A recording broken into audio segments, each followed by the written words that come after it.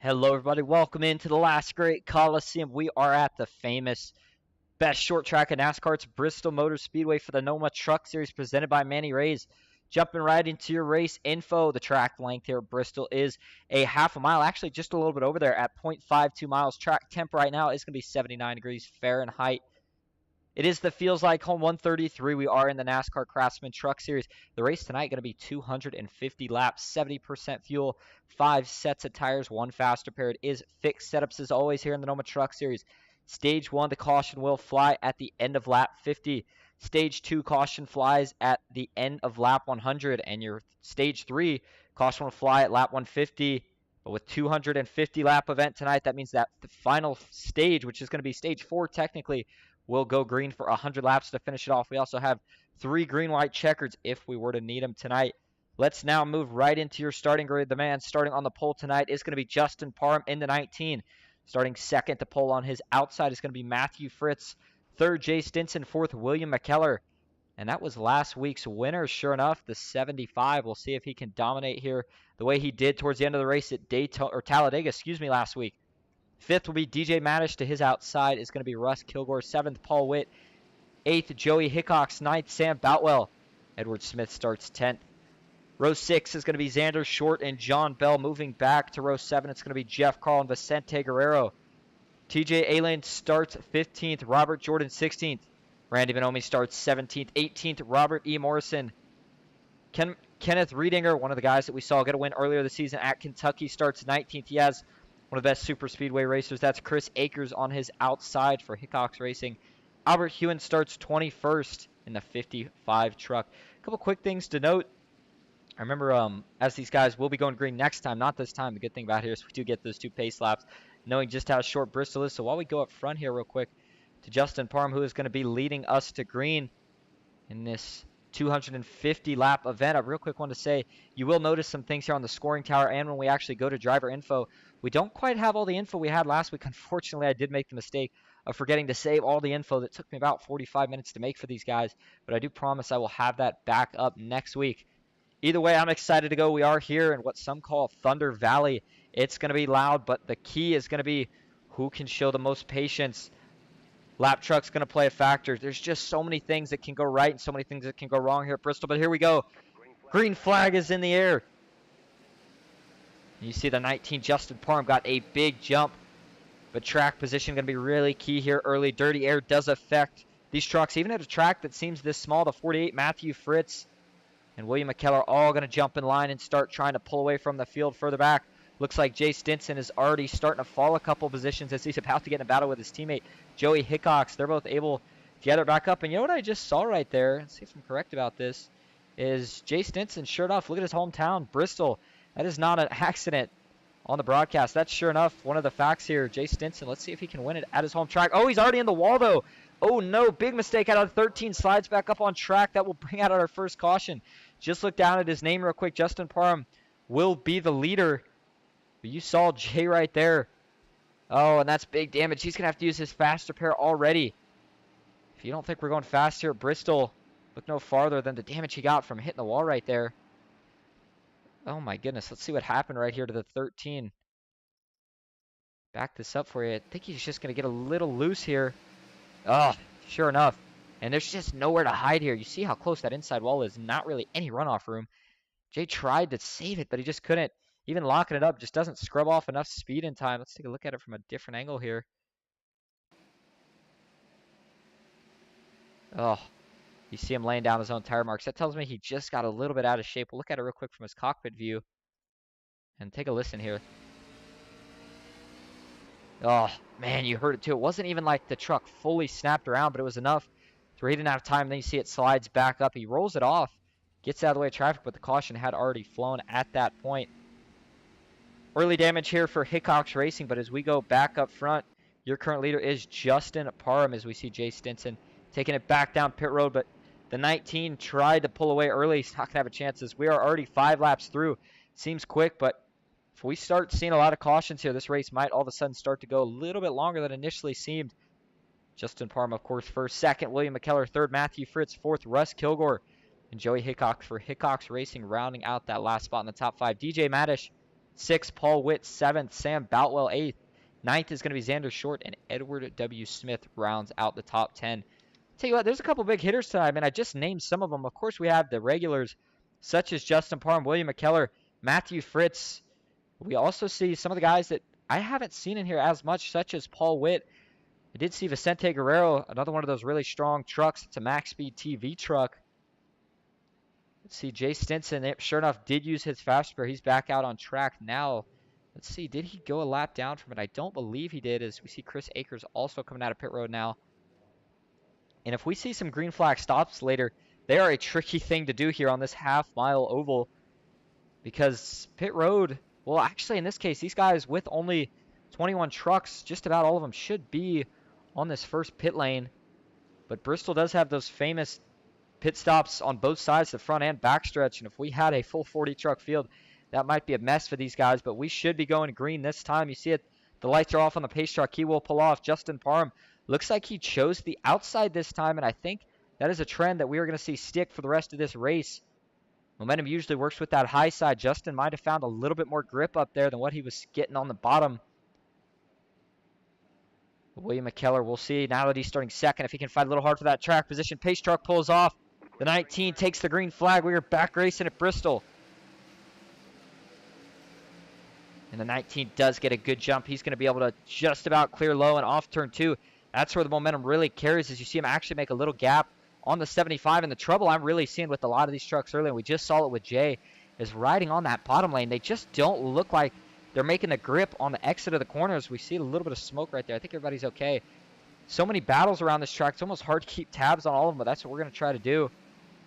Going further back, we don't have the biggest field tonight, 21 trucks, but at Bristol, that sure as heck makes it just about a big enough field. And you see your track map there. They're already spread out by just about half the track. William McKellar is going to battle the 19 for the lead right here. So there was almost a little bit of contact. That 75 is going to have to run him really tight off the corner to be able to pass him.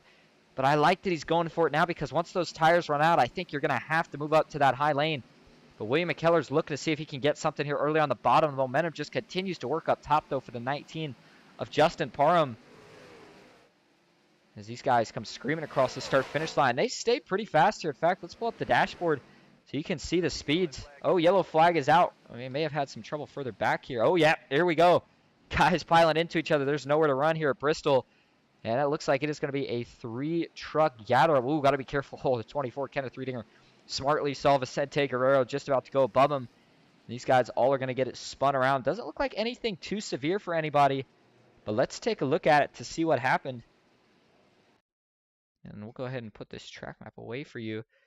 It looks like Robert Jordan was one of the trucks involved in this. You see Kenneth Riedinger in the 74 right here. I'm not sure what's going to happen. Actually, the 74, there's Kenneth Riedinger. Let's take a look at where the contact starts.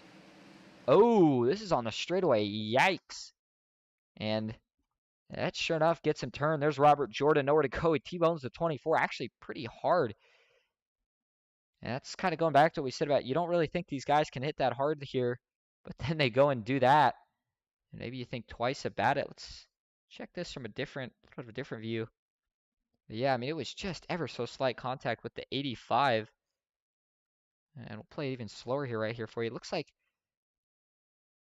oh man, I couldn't tell from this angle initially if Kenneth is coming up or if the 85 was coming down.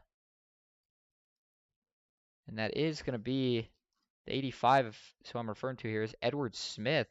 Let's look at this from the chopper view and see if that maybe gives us a little bit of a better look at it real quick.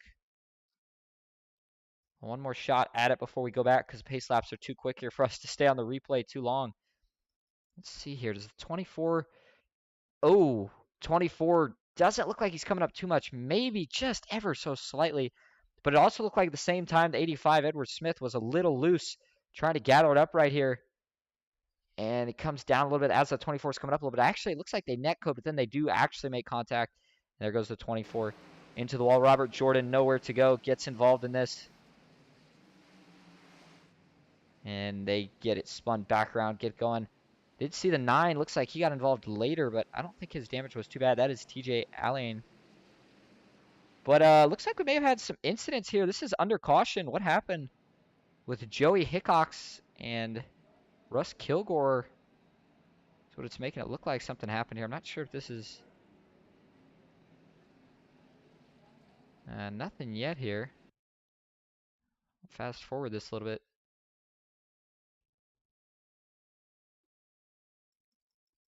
And I'm not sure exactly what the game saw here, because I'm telling you, I'm not seeing anything. So we're going to go back live here and not worry about it, because they should be getting ready to go back green here. Pace truck is going to pull off. Justin Parr will be leading it to green again. Green flag. And it looks like he gets another good restart. Oh, maybe played with William McKellar just a little bit. You saw the 75. I thought he was actually going to beat him, but he realized he didn't want to get a black flag. Quickly jumped off the gas. Joey Hickox now in that top lane. We'll see if he can get the momentum working as good as the 19 has been so far all night. And 2 cautions here early, but just like that, we're almost 20 laps through this. Ooh, that looked like maybe a little net code between the 31 and the 75. But Joey Hickox, he knows how important this track position is. He's going to try to get it here while he can early. And Justin Parham has actually moved back down the low lane. Let's see if he continues to ride that or if this is just a temporary thing. No, he's going to commit to it. And Joey's going to stay up top. I thought the 19 liked that top better. And, I mean, you see just how quick Joey is catching up. And maybe he's trying to work around a little bit, see if he can put a little bit of speed into that bottom lane, if he can lay enough rubber down. But Joey is continuing to close the gap here, and he is almost side by side as you get those runs down these short straightaways by running the top lane. But which lane is going to be better for tire management? We haven't seen it yet, but if we see a long green flag run, especially what we could potentially see in that final stage, you're going to make sure that you don't use up your stuff, because if you do, you're going to be in trouble. Russ Kilgore up 2 spots from where he started, currently sitting in 4th. Going back a little bit, we got a little bit of a battle here between the 25 of DJ Madish and Matthew Fritz in the 48. Rocking the Manny Ray's paint scheme, and it looks like I did see Manny Ray's here tonight. Good to see you guys out here. We appreciate you supporting us. And the NOMA guys certainly appreciate it too, as they're putting on a show here at Bristol. 21 trucks, not a big field, but I don't know if we could have handled much bigger of a field, as Chris Akers has moved up 9 spots from where he started, currently just outside the top 10 and 11. Randy Bonomi, that's another Hickox Racing driver. He is up 1 spot from where he started. Little damage to the rear, though. Robert Jordan in 19th, down 3 spots. And TJ Aylan, ooh, looks like he has moved off track. But up front, Joey Hickox has not found a way yet to get around the 19 of Justin Parham. The 75, William McKellar, still runs 3rd, but the leader is running the bottom. The other 2, they're not going to run the bottom because they're not going to be in clean air. They're going to get in that dirty air. They're not going to be able to get as much grip. They're trying the top lane. They're committing to it, and it looks like they're still starting to fade, though. Surely enough, that top lane, I still think on the older tires, is going to get a little faster. But let's run a lap here with these guys so you can see just how dynamic the line is. First one's going to be with Justin Parham. Listen to the throttle input and watch the wheel.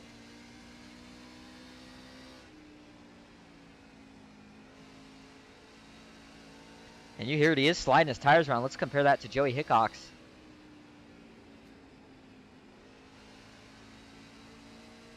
And I'll tell you what, it sounded close, but it almost sounded like, from that view at least, oh, caution is out. We got another yellow flag. I think Kenneth Riedinger might be in this one again. Oh, sure enough, he is. This is out of turn 2. And it looks like they are all going to get back rolling now. 3rd caution here in the first 30 laps. We're averaging a caution just under every 10 laps, as Papa Turbo did say in the chat. Let's go Paul Witt. Let's take a look at it. Oh, this is further up. Oh, this one's going to involve Edward Smith and Kenneth Riedinger again. Oh, I'll tell you what, ladies and gentlemen. This is Bristol. Tempers flare, but hold that thought. But I want you guys to watch. Let's see if there's a little unhappiness here. And that's hard to say. I'm not sure if the 85 just got checked up or if Kenneth Riedinger, who was involved in that last caution with the 85, and then they're just barreling in here. Wow, Jay Stinson came in there hard. The 66, Randy Bonomi, and then there's just some more contact behind after that. Let's try this from the cockpit view here of Kenneth Riedinger, who had damage on that truck still. I don't think he had chose to use his fast repair. Let's ride on board with him here and see what it sounds like.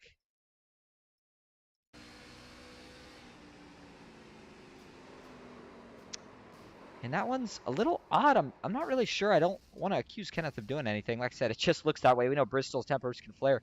But it may have just been the 85 running such a different line all of a sudden. Kenneth maybe wasn't quite prepared for it. I'll give you one more view of this in general. This is where all these guys are going to come barreling in right here. This is what you get when you have one of these wrecks at Bristol. So we'll go back up here.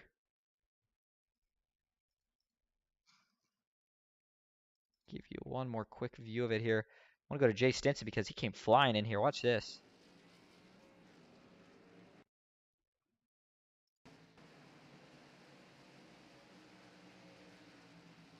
And actually, you see, he really didn't come in that quick, but they just can't scrub off speed in time. It's so hard to stop here.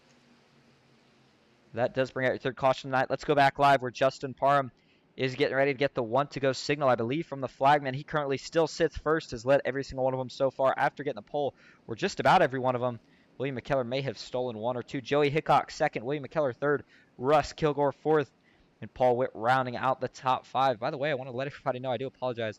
I'm working on 4 hours of sleep from last night, so if I seem a little bit off the game, I do apologize. But I hope everybody out there is enjoying the broadcast.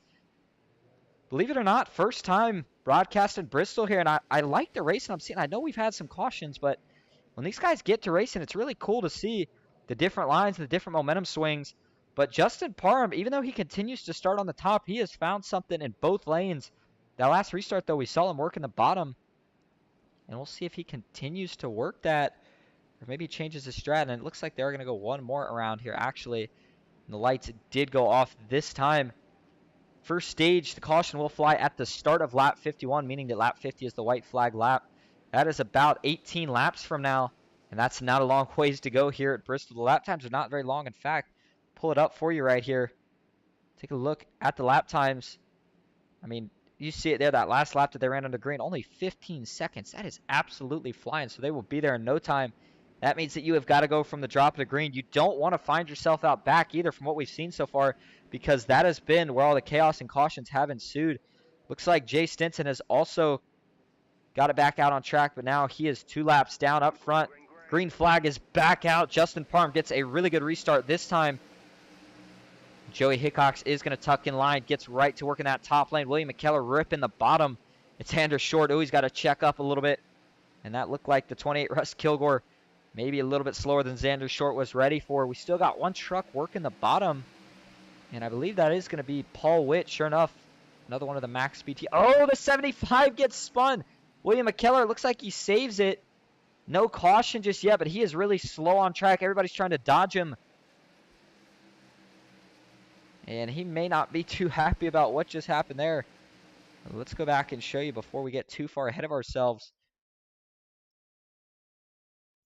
And it looks like that's Russ Kilgore. Oh, maybe just gets it a little too hot, slides up. Cleans the 75 up into the wall. He does hold on to it, but he is falling way back. And with that damage, he is going to have to be careful. The 19, Justin Parham, though, still leading up front. The 31, Joey Hickox, that has, however, moved Paul Witt to third. He is up 4 spots from where he started. 37 of the 250 completed so far. It's going to be Xander Short back here in 5th place, up 6 spots. Chris Akers, boy, he is on the move, up 14 spots from where he started. Taking a look here from the blimp cam. Let's go back a little bit farther in this field. How did William McKellar fare after this? Looks like he has gotten settled back in 12th here. So the damage not affecting him as bad as a mile and a half. So, of course, Bristol not quite as aerodynamic. The good news is he's going to have a stage coming up here in just 11 laps. He'll be able to use, I don't think he'll use a fast run that actually, but he will be able to pit, repair the optional damage, and then get back out here. I think I like this TV3 cam the best, though, because it really shows you just how close the distance and stuff between these people is. Justin Parham has stretched it out to over half a second lead, trying to get it to a second. Meanwhile, Paul Witt has closed the gap on Joey Hickox, and he is certainly trying right now to get by that 31 before the end of the stage. 10 laps to go. Oh, it looks like we did have somebody coming to the pits here. Couldn't tell who that was. Russ Kilgore, boy, he has fallen back after that. In fact, he's a lap down. Not sure if he decided to come into pit.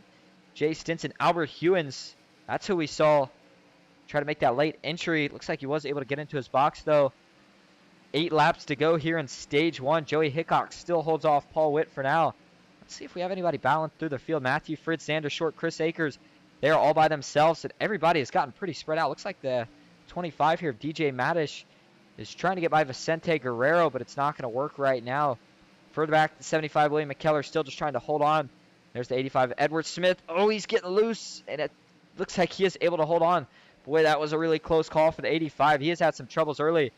It looks like Justin Parham is going to work up now on his first lap traffic of the race. You see on your track map, we have trucks everywhere. I don't know if he's going to make these next 6 laps before he gets up there. Good news is he has a 1.5-second gap on the second truck. That's Joey Hickok's Paul Witt. Still not quite able to get by, trying to work that bottom lane. I don't know if he just doesn't quite have the tires in him or what. Oh, we got one on the bottom. That is Albert Hewins coming off the pits.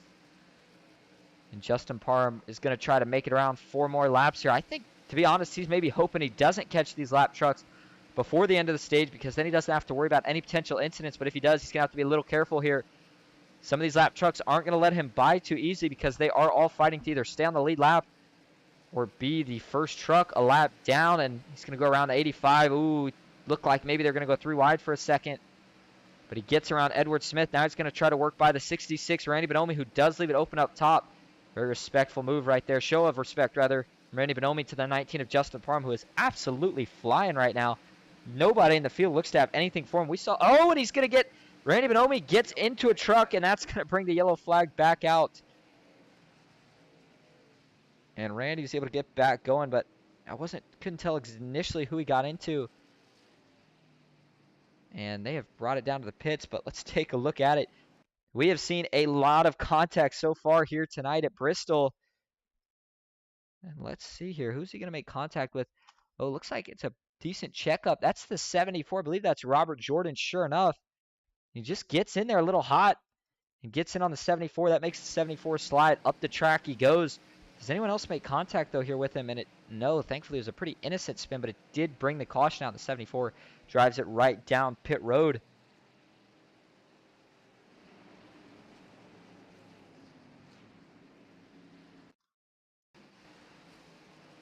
That is one of the Max Speed TV drivers, Robert Jordan, that is. And he may not be too happy with Randy Bonomi after that. But it just shows you all the different lines these guys are running. Let's take one more view at it here. And watch how quickly he closes the gap on Robert Jordan right here.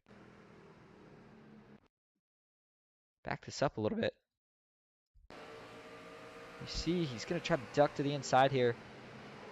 And I'll tell you who probably didn't like any of that was Justin Parham. He just escapes danger. You see Joey Hickok's Paul Witt arrive on the scene as well. They were also able to get away without any further incident. Let's go back live up front. Where your leader, Justin Parham, is going to win stage 1, I believe. Yep, sure enough, there we go, lap 51. So he is going to win stage 1. Second, looks like was going to be, I believe, Joey Hickok's third, Paul Witt, and the rest of them have all scrambled up now that everybody is in pit road. They are going to take one of their 5 sets of tires right here. And if you can have tires towards the end of the race here, you're going to be in good position. I'll tell you what, though, while we are sitting here under caution, these guys are going to be getting ready to go again. Let's go see real quick. Oh, I do apologize. Didn't mean to take that down. If we can real quick go talk to Justin Parham. I was trying to see if he was in one of the Discords here.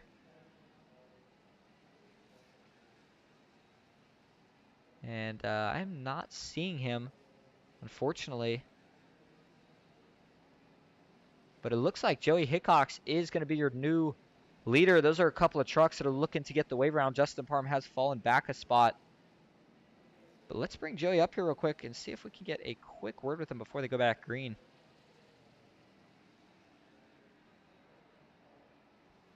Hey, Joey, it's Austin in the booth. Got a copy? Yes, sir. How we doing? I'm good, man. Well, real quick, before we go back green, I just want to check in with you here. It looks like we know Justin Parham did get the stage win, but it looks like you are going to be starting ahead of him here. With as much chaos as we've seen so far, what's the game plan, and how are you going to be able to get this thing done for the rest of the way? Try to stay up here. Try to stay as far out in front of the stuff as we can, and hopefully we can be around at the end. Trying a little strategy play here. I wanted to restart in the lead. I don't know how well it's going to work, but it's a long race, so if I was going to try it, now would be the time. We've seen you trying a couple different lanes. Is the top lane the place that you think you want to be for the rest of this thing? Yeah, I'm more comfortable on the top side. Every time I get to the inside, if I clip the apron, I usually hit the wall or something. So it's just, for me, I'm more comfortable up here. All right, well, good luck. Go get them. We'll let you back to your team. All right, thank you, sir. That was Joey Hickok, who is starting first. We see Justin Parham, who has led the most just about all the laps so far, and the 19 truck's going to be starting on his inside. And Justin has been very fast on that inside, but Joey seems to like the top lane. You just heard it there, so we'll see if maybe he can hold that 19 off. Clean air is still very important at tracks like Bristol, but here we go. Green flag is back out. Joey Hickok gets a huge jump. in the Flatwood Chevy Silverado, and he is going to get right to the lead and try to get to work. Next scheduled caution will be at the end of lap 100. Until then, the race is on, and we'll see if we can go green for a little ways here. But Justin Parham, he's already starting to catch up to that 31 truck. Didn't take long. Just looks like he can work the bottom so much better.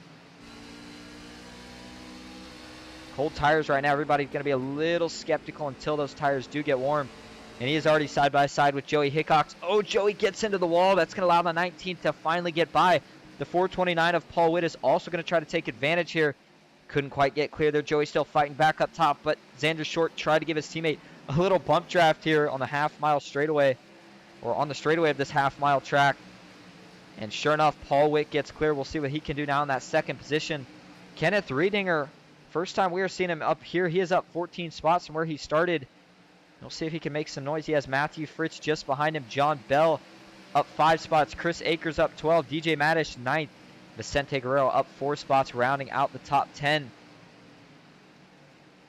Let's pull up that track map again because it shows you, I mean, look how quick we're already getting spread out. The 19 is not going to have to worry about lap track for a little longer, but man, Joey Hickox still battling Matthew Fritz here. He's fallen back quite a bit, all things considered, knowing that he started first. And right now, it looks like, I'm not sure if the damage is hurting that truck that bad, or if he is just not finding the grip that he is looking for, because he continues to fade. Now the 5 of John Bell is going to get by him. Chris Akers looks to go by next to it, and just as I say that, the 5 got really out of shape, gathered it up, but now he is going to lose a spot or two as he slides right up in front of DJ Madish in the 25. There's the 14 Vicente Guerrero trying to creep up. Tell you what, Paul Witt, Xander Short, they have closed the gap on this 19. In fact, they're on his back bumper. And Xander Short looks like he's a little faster through the middle. Paul Witt looks like he's a little faster on entry. And watch the 12. Yeah, see how he closes the gap there. And then on exit, Paul Witt gets the advantage again. And while these guys battle it out, how about a little Bristol Crank It Up here on Ghost Racing Network? Here we go.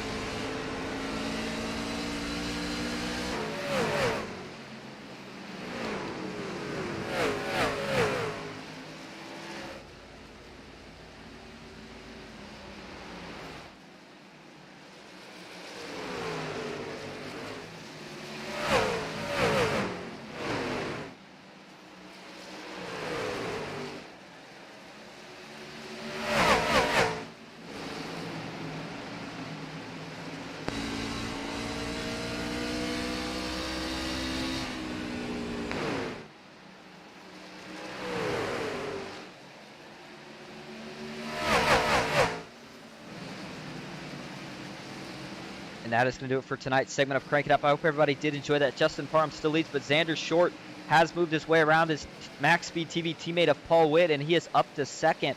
And he is up 9 spots from where he started. So this 12 truck seems to be finding some speed, but they have not found enough to catch up to the 19 because he is starting to gap it out again. That gap is up to half a second. If they're not careful, Justin Parham, each lap that goes by, the more and more of a rhythm he's able to get in. We did have a couple chats. The one was earlier where BK Anderson said no yellow. Reaction to, I believe that was William McKellar getting into the wall. Sure enough, says unlucky, get him next stage. We'll actually go check in. And then Nancy Hickox here says, go Joey, sorry I'm late, been watching, but on the phone with my niece. She's watching now. Good to see you guys both out here. I hope you're enjoying.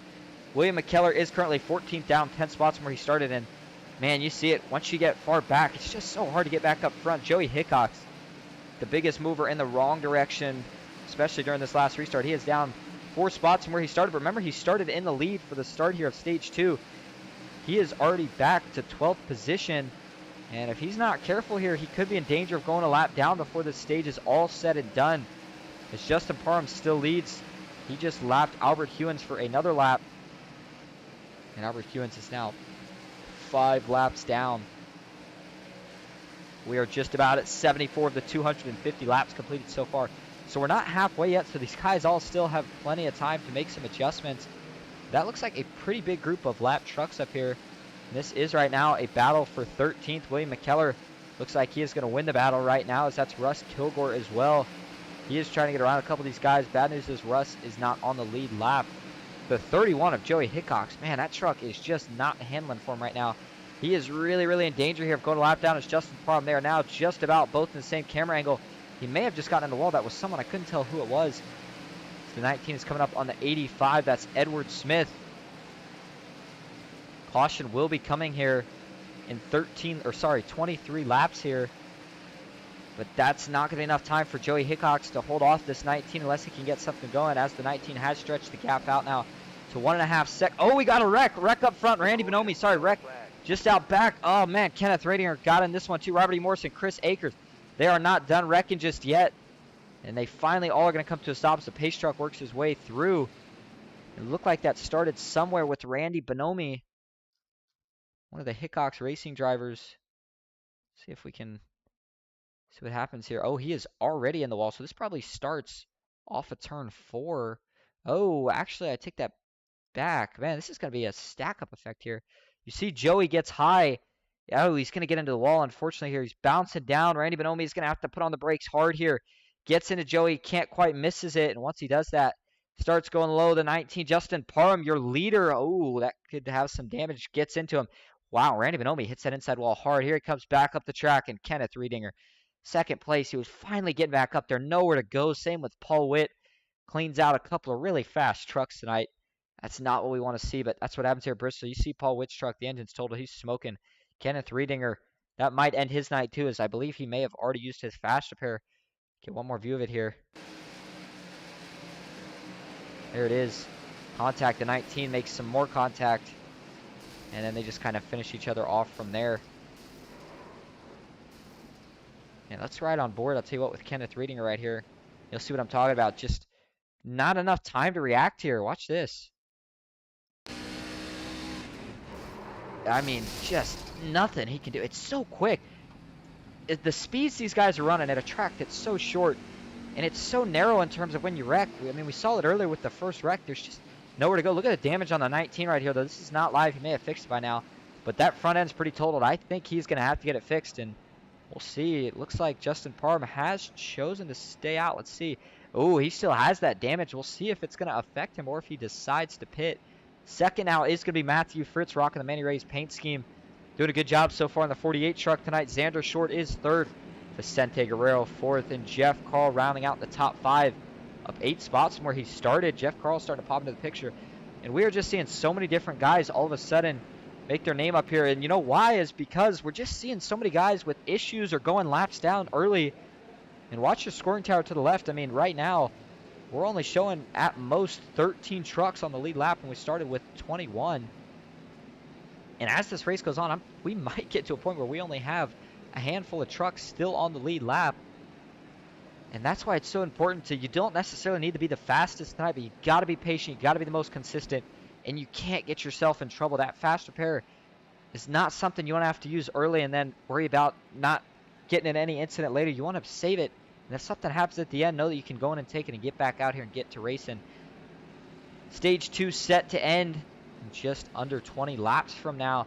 Justin Parham, he must feel pretty confident in the speed he's got at that 19 tonight, because that's pretty significant front end damage. But he's going to stay out as, let's see if we get the 1 to go signal this time. Sure enough, we do. The lights are off.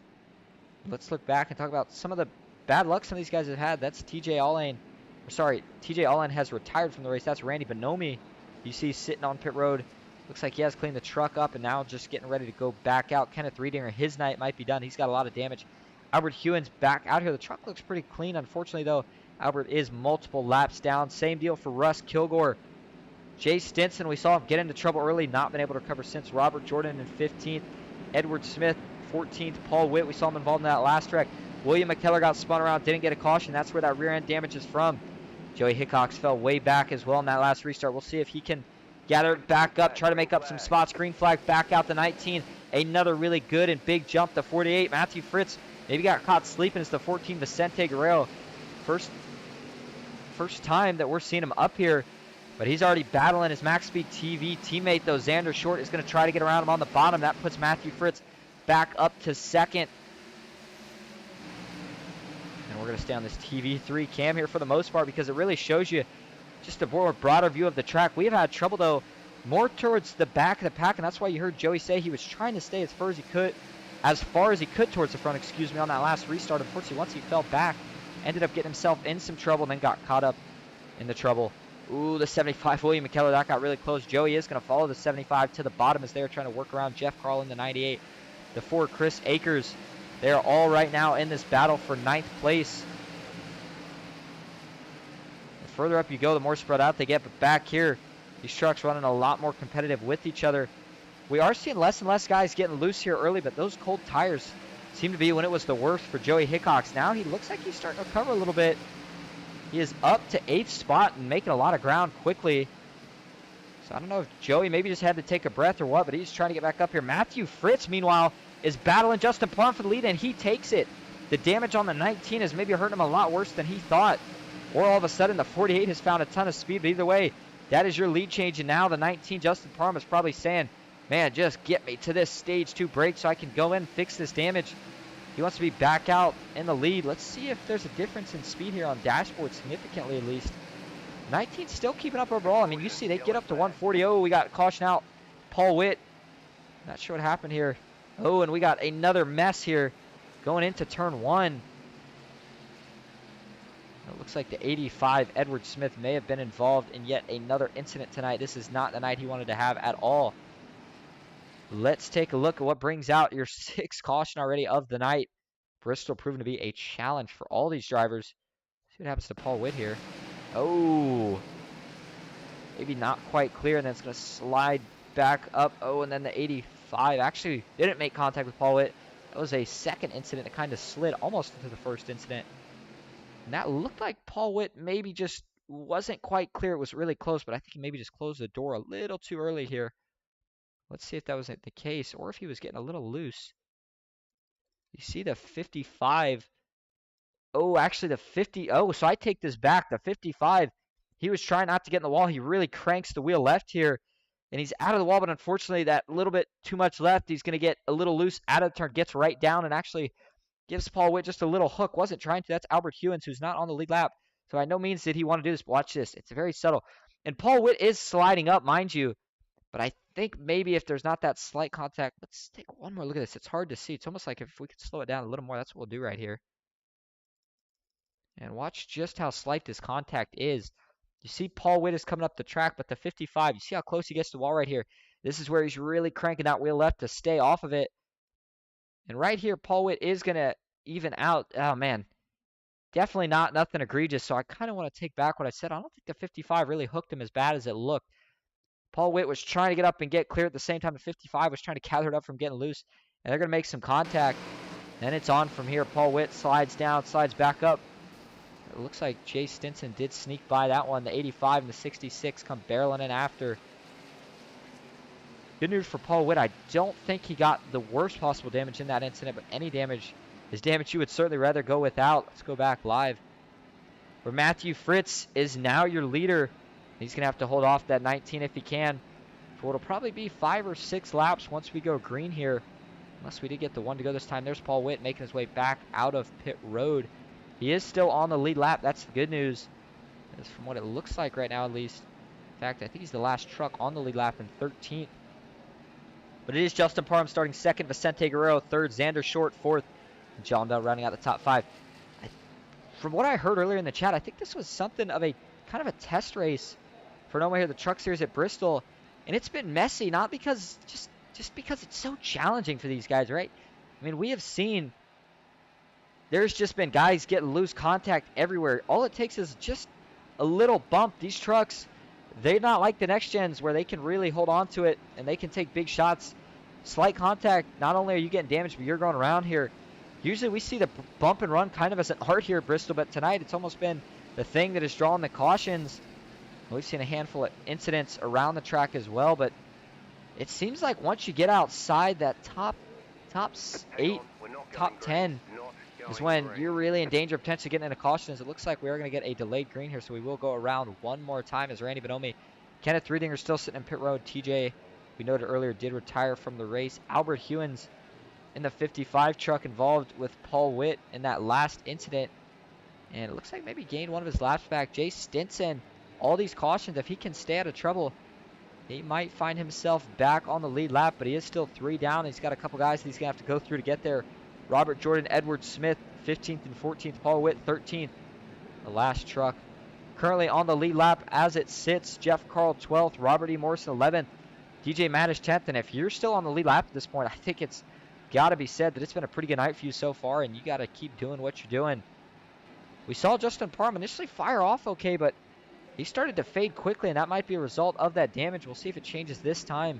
Pace Truck is going to pull off, so it will be a 5-lap shootout to determine the winner of Stage 2. That 19 most definitely going to sit for repairs, I would think. I mean, unless he's just maybe worried about going too far to the back, but I mean, even being the leader, he still got involved in some incident, but green flag is back out. Matthew Fritz gets the jump this time. Justin Parham not so well. That's going to get Xander Short a chance to get clear this 19 as they work their way out of turn 2.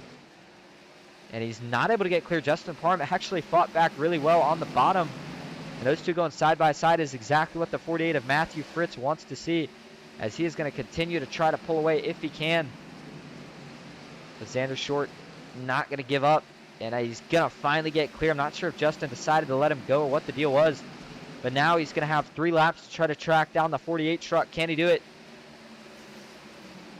Xander Short is by no means feeling relief right now. Justin Parham still racing him hard.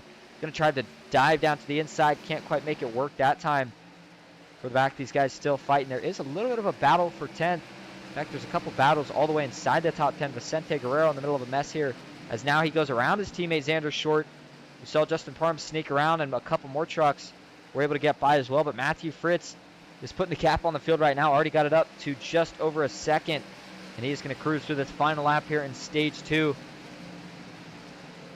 And he looks now for the green-white checkers through 3 out of 4. Matthew Fritz is going to win Stage 2.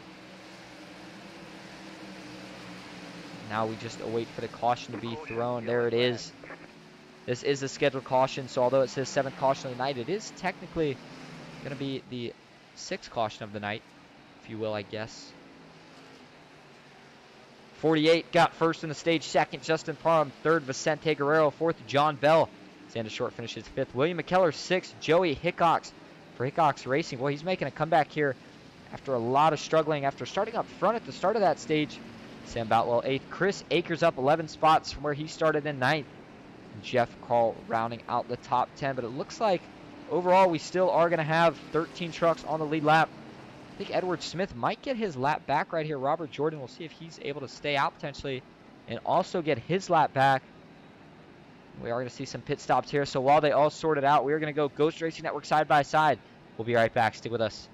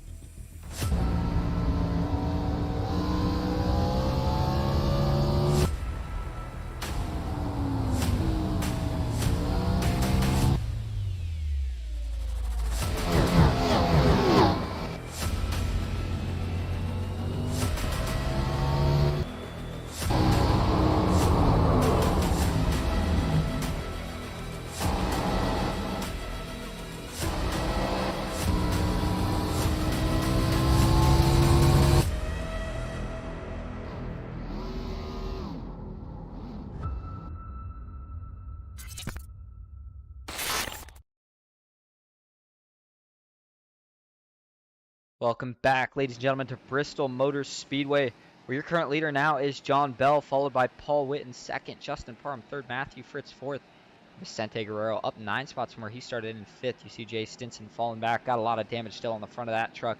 He had troubles early, and a lot of these guys are in the same exact boat right now. I think if you're up front, you got to try to stay up here, keep it clean. If you're further towards the back, just try not to get involved in the incident. The 19 of Justin Parham has fixed the damage. You better believe he is about to make a huge charge to the front. But Matthew Fritz, boy, he found a lot of speed right there, didn't he? And all of a sudden, the 19, who probably felt really comfortable thinking he had this race in the bag, maybe feeling a little threat from the 48 here. We'll have to see. John Bell, first time really up front so far of the night. Paul Witt, with a little bit of damage on the rear end, is going to see if he can hold off these guys. And the race tonight, a little bit different than what we're used to seeing with this amount of laps. We are going to have a stage 3/4. So how that works is we are going to have another scheduled caution on the end of lap 150, and then we will race it the rest of the way there from green. But we are still not halfway through this thing just yet. Just under 20 laps away, though, from it. John Bell takes the green flag, and just as we have seen from every leader, big jump. He's going to get clear of that outside line, but he decides to stay low into turn one. A little surprised he didn't choose to get up and get that arc further back. The 19 of Justin Parham wasting no time. He's already trying to get around the 429 of Paul Witt. And these guys have a little bit newer tires, and you can see just how big of a difference it makes. Already he's going to pass 2 trucks in 1 lap. And Justin Parham back out in front. Joey Hickox, here he is. He's going to try to think about splitting the middle, thinks twice of it. He's going to fall back in line and see if he can work this move around in a better position. Paul Witt in the 5. The harder they race, the more this is allowing that 19 to pull away. And Joey Hickox just has nowhere to go. He's trying to figure out somewhere. Vicente Guerrero up top. He is also trapped behind the 5 of John Bell as Paul Witt was able to get by now. And Joey Hickox on the bottom. Going to see if he can get around. He can't quite slide up though. Vicente Guerrero is there. And the 5 of John Bell, the longer he can hold off the 31, the better chance he has at those tires evening out. But Paul Witt is starting to pull away. Can he catch up to the 19 though is the next question. And we've almost seen this a couple times where it seems like that second truck, the 19 gets by and that... Oh, yellow flag is out. So hold on just a minute. Looks like Albert Hewins is in this one. And he is stopped over here on the front stretch just out of turn 4. 8th caution of the night. Let's take a look at it. Oh, the 74, Robert Jordan, is already sideways. I don't think there's any contact here. I think the 74 is maybe just going to lose this one kind of on his own. Yeah, just gets in a little too hot, starts sliding. Oh, he collects Albert Hewins a little bit. The 74 slides down the 55. Man, he tried to hold on to it. Unfortunately, he just couldn't quite do it right here. Watch this thing just come all the way around on him. Oh, backs into the wall, gets a tank slapper to the right front. Boy, Edward Smith, though, in the 85. Really close call. Does a good job avoiding him. Give you one more view of it here from Albert Hewins. Oh, man, just couldn't quite sneak by it.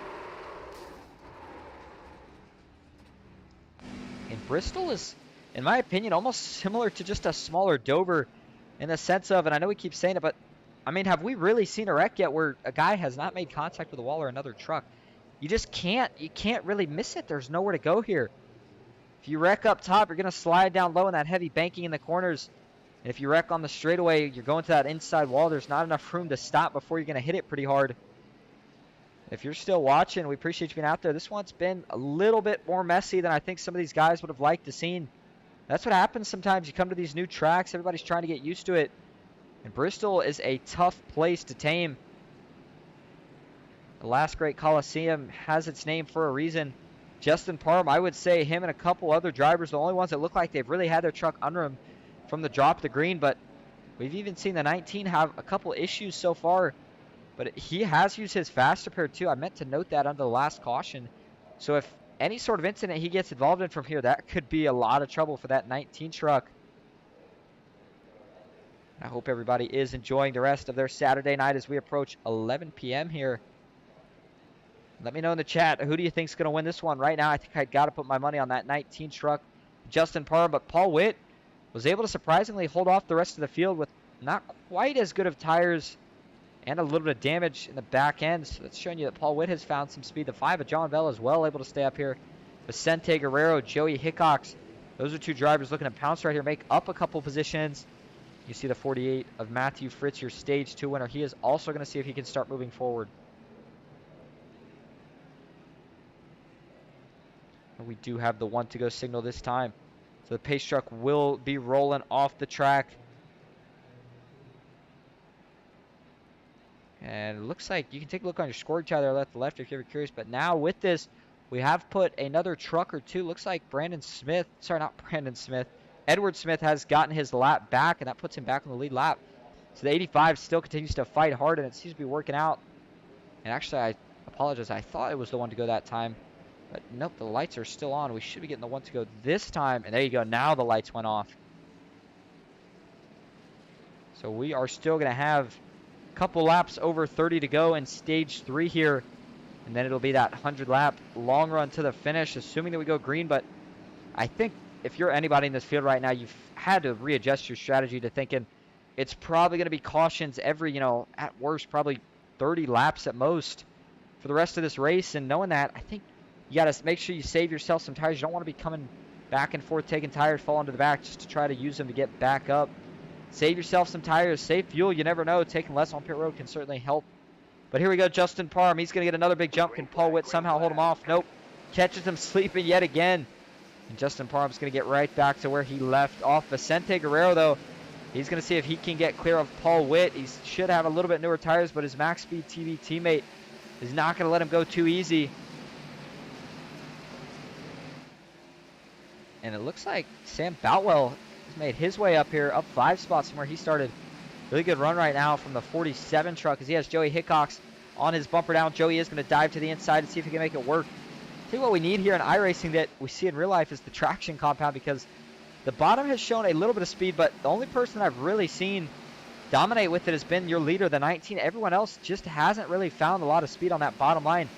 The top has been pretty dominant, unless, of course, you're Justin Parham, and then somehow you found something on the bottom. Ooh, the 47 got really wiggly. Sam Boutwell almost lost it. Joey Hickox back here up top, and you might as well throw a blanket right now over your top 5 as they're just that close. But how long before the 19 can start to pull away? 14, though, Vicente Guerrero is not letting him get too far out of reach. And as each lap goes by, these guys are starting to gain a little bit more experience. I'm surprised no one has tried following the line of the 19. I understand that you don't want to be in dirty air, but I'm talking about some of the guys that have taken the lead for a little bit from the 19. We saw Matthew Fritz running pretty fast once he got out in the lead, so maybe it's just been most of these guys, these trucks are meant to handle out front. It is fixed setups, but Justin Parham, man, you see it, he is really hugging that apron too. Actually, let's take a look at one of his camera views here. This will give you a good view of it. Left front, watch how close he gets down to that little transition mark, black area, if you will. Right there, man. He is really hooking it out, turn 4, so it's almost like a little bit of a diamond shape. You see, he actually enters half a lane to a lane up, but on exit is when he is really down low.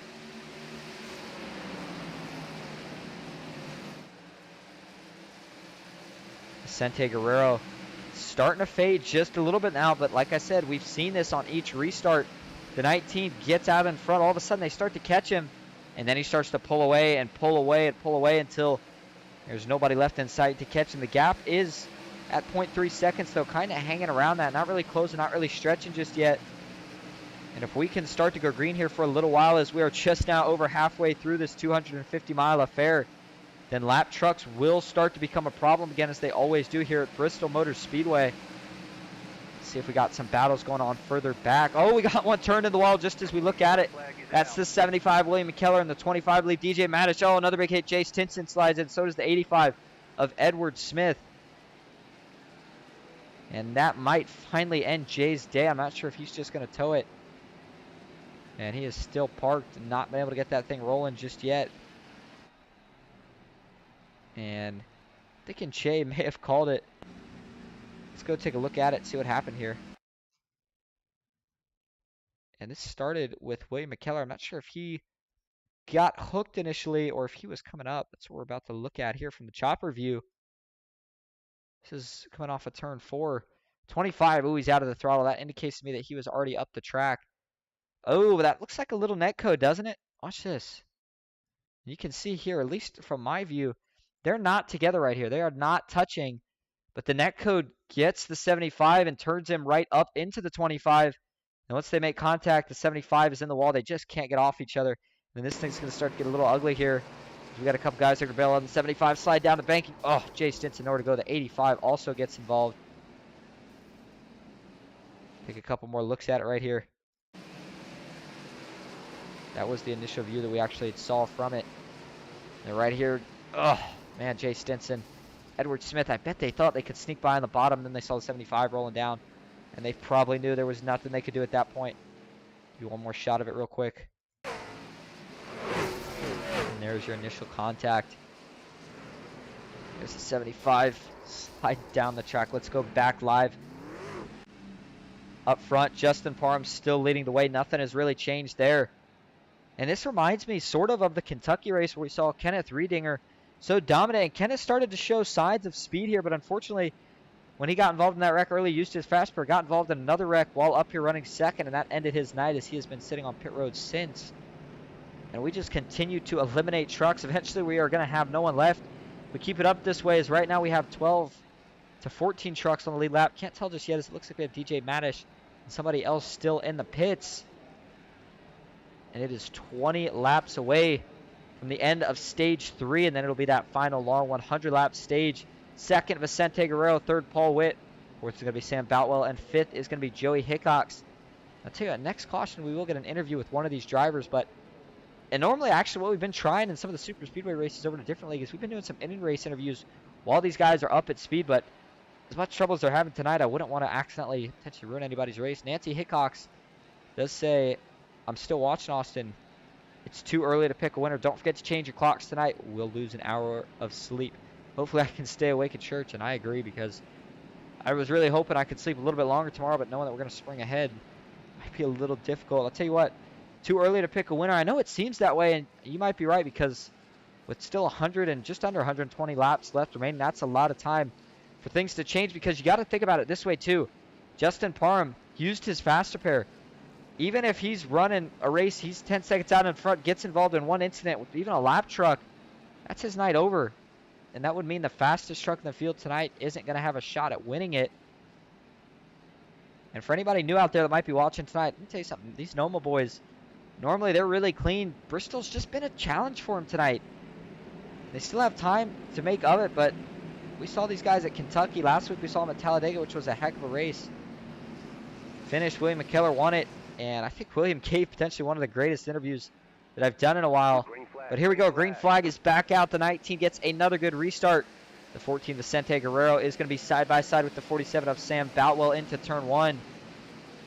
No contact is made, but that top line, sometimes they'll pinch the guy on the bottom. We have not seen that tonight. It's almost been reversed. The guy on the bottom has kind of tried to pinch the guy on the top, working their way out of turn 4.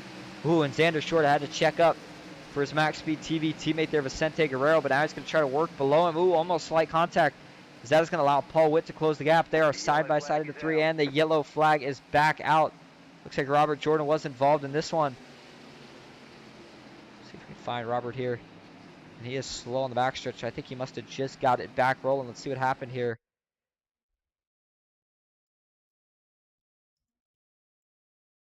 And, oh, looks like the 74 is going to lose it on his own.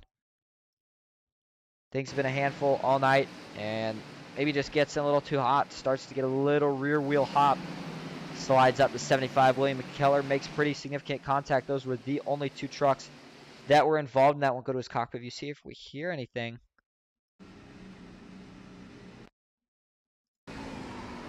And here's already out of whack, so let's back it up a little more. Oh, I mean, you can hear the wheel hop right there. Probably got it locked up, and then William McKellar just had nowhere to go. Max Speed TV kind of having a mixed night. William McKellar, when he was up there, he was one of the trucks that I thought had something for the 19, but since he's fallen back, he's just not been able to crawl his way back up here. And that damage is not going to help. Up front, the 19 still leads. Sam Boutwell, though, has moved to second. Vicente Guerrero third. Xander Short fourth. And Paul Witt rounding out the top 5. This is going to be our 10th caution of the night. And we have got to be on record pace right now. It's probably going to be somewhere just over 10 laps to go here to finish the stage off. Once we take the green here again. And while they are pacing under caution, as promised, let's go see if we can get an interview from one of these guys. The thing is, a lot of these drivers aren't actually in the Discord right now. So there's only so many of them that we can talk to. And it looks like Justin Parham is not in the chat, so I'll tell you who we'll try to get a word with. And that'll be Xander Short, because he's looked like he has shown some speed here. Let's see if we can dial him up here.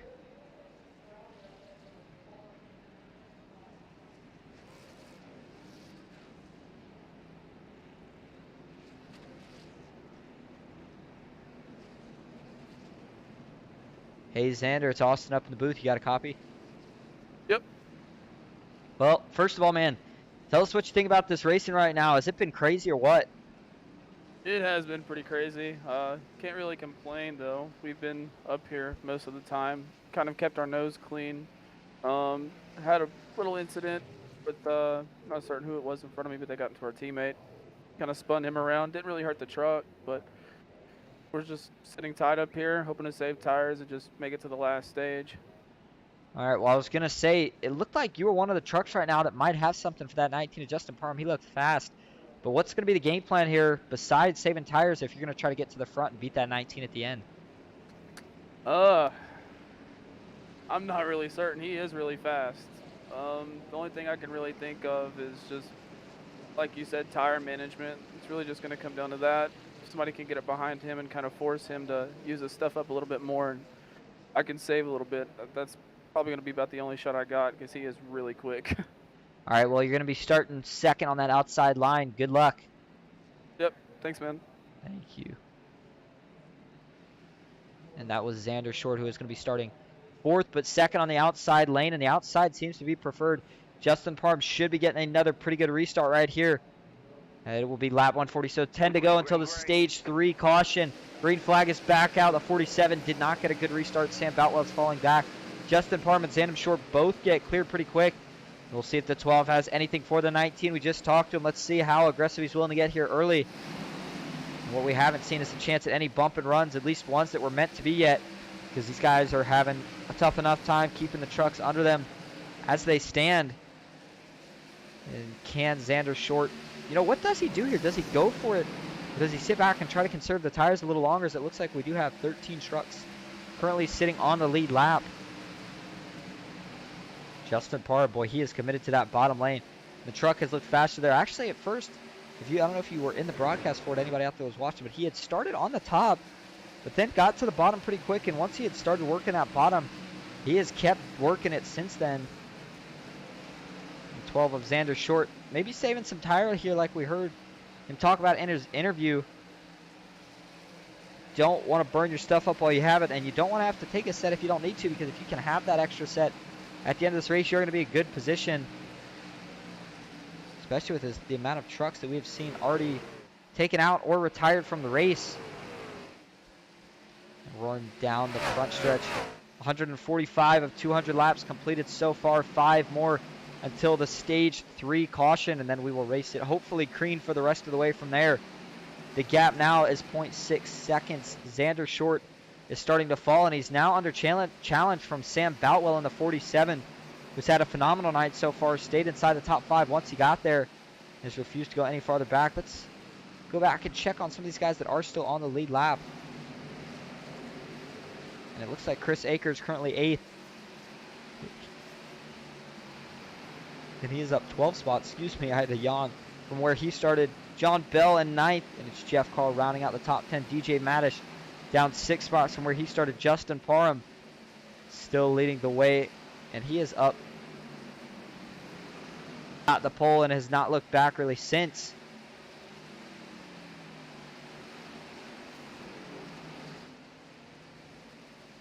And now he just has to go 2 more laps here before he will get another caution. It will be a scheduled caution that will fall on the start, and never mind, because we have another caution. Paul Witt seems to be involved in this one. 429 on the apron. He's going to get packed up on track. Oh, the 4 Chris Akers looks like he was also on that inside wall. And let's see exactly what happened here. Ooh, this looks like Paul Witt just get loose here? Could not tell initially. Looks like Paul's starting to come up the track here. 14 Vicente Guerrero looks like he gets into the outside wall. Gets back down into the 429 of Paul Witt, or they make contact rather. And that sends Paul Witt down into that inside wall pretty hard. Oh, but in front, the 14, Vicente Guerrero also spins. Wow, he took a big hit. All 4 tires off the ground. So here's what I'm going to do. Let's go to Vicente Guerrero then. And Max Speed TV, who was still having a pretty good night going on, is slowly starting to dwindle their chances as well. Let's look at this from the chopper view to see if this helps out at all. So you see Vicente Guerrero is a little high. Actually never did get in the wall. Oh, and that looks like it might be Chris Akers that made some contact. Chris Akers is going to make slight contact. It does look like Paul Witt was coming up the track, though, here. And once they make contact, that sends Paul Witt into the 14. Vicente Guerrero. And then you'll see the 4 right here. Nowhere to go. He's trying to miss him. Can't quite do it. That sends the 14 pretty hard into the wall, and that's where all 4 tires get off the ground. They get slammed here again by the 5 truck of John Bell, and sees the 55 going to be able to sneak by. That is Albert Hewins. He is also going to lock it down at this point and try to not spin out. And it looks like, as that is a pretty weird camera angle, he's going to about half spin it, just misses the second contact with the 4 truck. And that is what we like to see. Not the wreck, but of course Albert Hewins able to miss any other significant contact, causing potentially any more damage for the overall wreck. 152 of 250 completed so far. And your current leader is now going to be Robert Jordan. That is because Justin Parham just took the Stage 3 win. So he did win Stage 1 and Stage 3. Matthew Fritz winning Stage 2. And now we are set to race the rest of the laps without a scheduled caution, although I think we will see a couple more. And now that all the pit stops cycle out, it is going to be Justin Parham, the winner of Stages 1 and 3, still leading the way. He's got Sam Boutwell that's going to be starting behind him. Joey Hickok's 3rd. Matthew Fritz 4th, and Vicente Guerrero rounding out the top 5. Let's go to our advertisement real quick. I'm going to get a quick drink of water, so I'll be right back. Stay with us.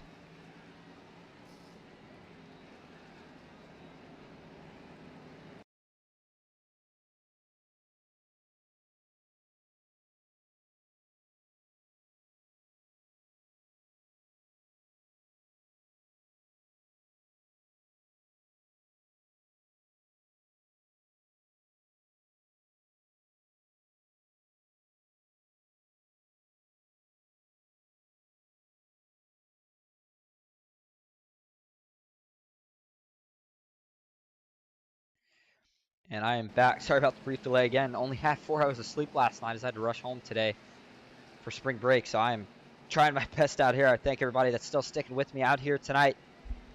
We are getting ready to go back green, but quick reminder that the next stop for Ghost Racing Network is going to be over at the Fast Track Sim Racing Cup Series presented by the Alloy Wheel Repair Specialist tested this Monday at Phoenix. Don't miss out. Go check it out. The racing over there has been great. The racing in NOMA has been great. Green flag, green flag. Green flag is back out here at Bristol. Justin Parham gets another good jump. Sam Boutwell, nothing for him. And as they go into turn 1, the 19 is going to get clear low, and he is going to start working that bottom lane right away. Do I see now the 47? He is working the... Oh, and he spins it. Oh, no, the 47 up into the wall. Oh, no, and is he going to get collected by anyone else? Oh, a couple people. Oh, man. No, this is not what we wanted to see. That's Russ Kilgore, and that flips the 47 over. He is stuck upside down on his side. He is not going to be able to get back over. And we have our 12th caution of the night. Let's take a look at it here. Yeah, you hate to see that too. But it was almost weird. You could just see he looked like he got in the corner way too hot. And hold on, because it looks like a couple more of these guys are still piling in. What is going on here? Actually, I think these are just guys slowing down. I think the thing is reading it as, yep, sure enough, it's just guys slowing down. So take that back. There was no more contact, thankfully, under caution. Well, let's go up here to Sam Boutwell. And, I mean, watch the speed difference here. You can see it as he's coming into the corner. Just carrying way too much speed. The back end just can't handle it. And just spins it right around. Actually, slight contact with the wall, but you can't usually stay stopped. Oh, the 75, William McKellar looked like he was able to avoid him. So was Albert Hewins, but the 28, Russ Kilgore, on the other hand, not so lucky. Pretty significant damage. And then right here, this is just about the worst position you could get stuck in, and he had to tow it. So that's going to hurt him, as that tow will put him probably at least 1 lap down, if not a couple more. He will have to use a fast repair. Get a couple more views of it here. First one I want to do is look at it from TV2.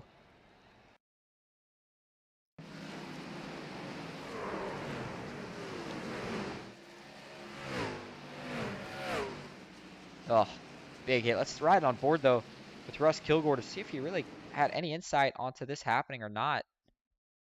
This is going to be entering turn 3, so up ahead is where Sam Boutwell is going to spin. And they see some smoke. Oh, man. Just comes flying in. And then the final view here. Let's take a ride on board with Sam Boutwell, as this had to be a pretty crazy ride for him. Probably thought he was okay overall, and all of a sudden found himself upside down, probably wondering what the heck just happened. There you go. Spins it right around. It's going to back it up into that outside wall. He's got it locked down, doing his job. Unfortunately, it's just so hard to miss, and then gets upside down, does a single barrel roll, and then lands on his side.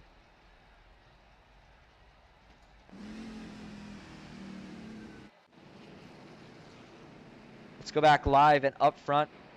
Your leader has been the same, not changed. It's still Justin Parham, but we do have Joey Hickox for Hickox Racing. He is back up here in second now with just 10 laps under, 100 to go, so just about 90 laps to go.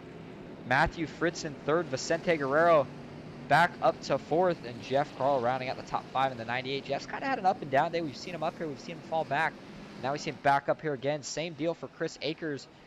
Chris did have to use his fast repair already, though, so he is kind of going to have to be careful for the rest of this race. DJ Madish down 2 spots from where he started in 7th. It's going to be Robert Jordan in 10th.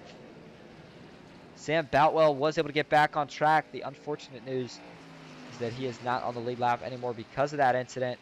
And you can see it there on your scoring tower to the left. Once it pops up, Sam Boutwell has fallen 3 laps down. So that moves us to 12 trucks on the lead lap. And I'm surprised that we've been able to stay with that many. Things have gotten really, really messy here at Bristol. 12 cautions so far, and we still have just under 90 laps to go once we go green. Pace truck pulls off. Here we go, Justin Parham, Joey Hickox. Can Joey read the restart? No, he's not going to be able to this time. The 19 gets another phenomenal jump. Diving down into turn 1, the 19 well clear. He's going to get right back to the bottom. Joey ran the bottom right there. Let's see if he's going to continue to try to work the bottom. Oh, I saw some contact further back. I think everybody held on to it. Hopefully. It looks like, thankfully, everybody did. And we'll see if everybody can get spread out, get in a rhythm, and we can get some green flag racing in here. The 19, Justin Parham, is going to try to pull away from Joey Hickox. Joey does have his teammate Matthew Fritz behind him, and then it's going to be actually another teammate here potentially is Chris Akers trying to outdo the max speed TV driver of Vicente Guerrero.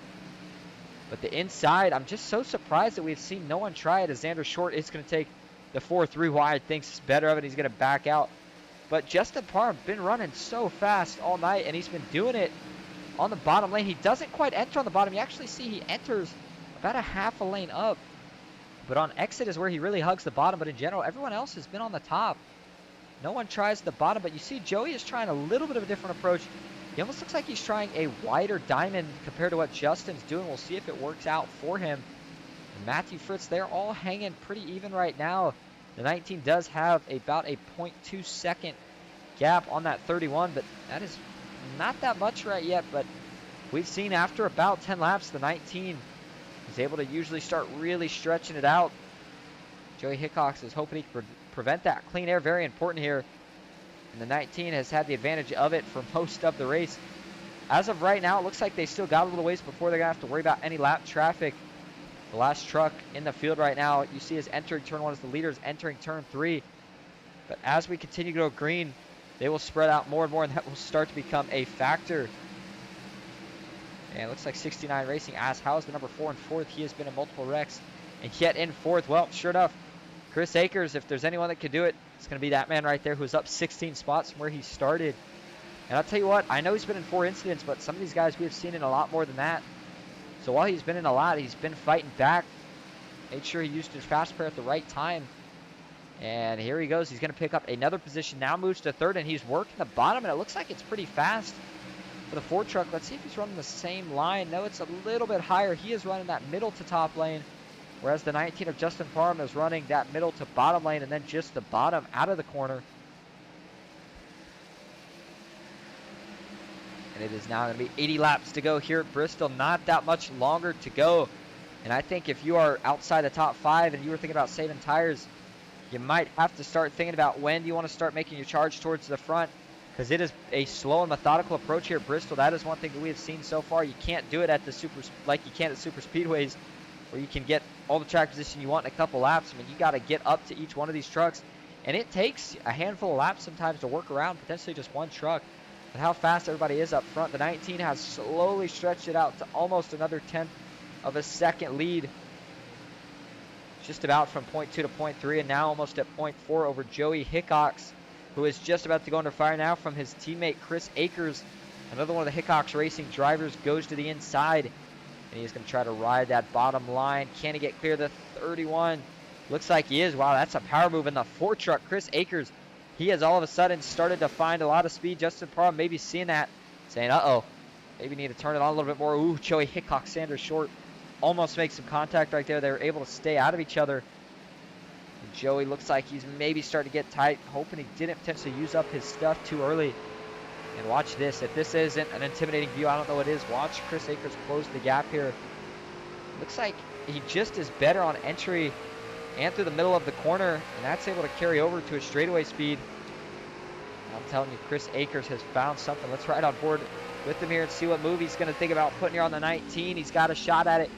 Does he stick behind him here, just put the pressure, try to make him make a mistake? Or does he force the issue, maybe give that 19 a little shot in the bumper? They're running the same line right now, so he's not going to be able to just get around. He's going to have to work a different line or figure something out here. It's going to be interesting to see. But it almost looks like the 19 has changed his line up a little bit. He's taking more of an arc in the middle of the corner than he earlier was. They're coming up on a couple of lap trucks, and lappers make a difference here, and who goes where and when you get your position. The 19 catches him at a pretty good time. Chris Akers not so much, catches him on the exit of the corner. He's going to have to watch for that. That plays a factor too. The 19 catches one lap truck at the wrong time. That can be all Chris Akers needs. But Chris Akers, there you saw him, he caught the lap truck at the bad time, and that was all the 19 needed. You can look from the blimp cam. Oh man, the 75, William McKellar, almost made slight contact with the right rear there of Chris Akers. Right now, you got to believe it's Justin Parham's race to lose, though, because he's just been so dominant. We saw him get the pole. One stage 1, one stage 3. And he would like to win stage 4, which is where it all counts. Not sure exactly yet where the trucks head next on the schedule. We'll get it to you as soon as we know. But the NOMA Truck Series will be on Ghost Racing Network for the rest of the season, so I hope everybody does enjoy. We thank you guys for letting us get in here and doing this. Broadcast, like I said, definitely not the top quality tonight. It has been a handful for all these drivers and a handful for myself. We thank everybody for sticking with us still. And 19 of you guys still out here cheering on your drivers. This Paul Witt back here in 11th, down 4 spots from where he started. A lot of damage on that truck. And it's just not really been able to make a lot of progress. Since looking at the track map, you see it's starting to get more and more busy, more spread out, if you will. We're looking at a couple guys further back. Sam Boutwell runs 13th. After that incident earlier when he was trying to fight for the lead. And that one little mistake, got slammed, flipped him over, fell a couple laps down, and I don't know if he's going to be able to get back up since Chris Akers now closes it back up. We saw him start to fall.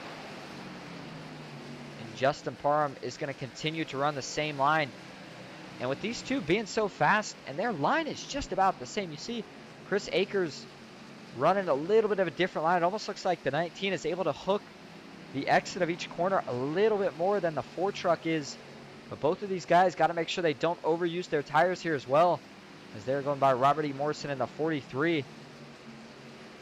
Robert Morrison currently in 14th, up 4 spots from where he started. Not on the lead lap. He is currently 5 laps down. Let's put the track map away here. Let's get the dashboard back up. Let's see what kind of speeds these guys are getting up to. Earlier we saw pretty good speeds, upwards of 140.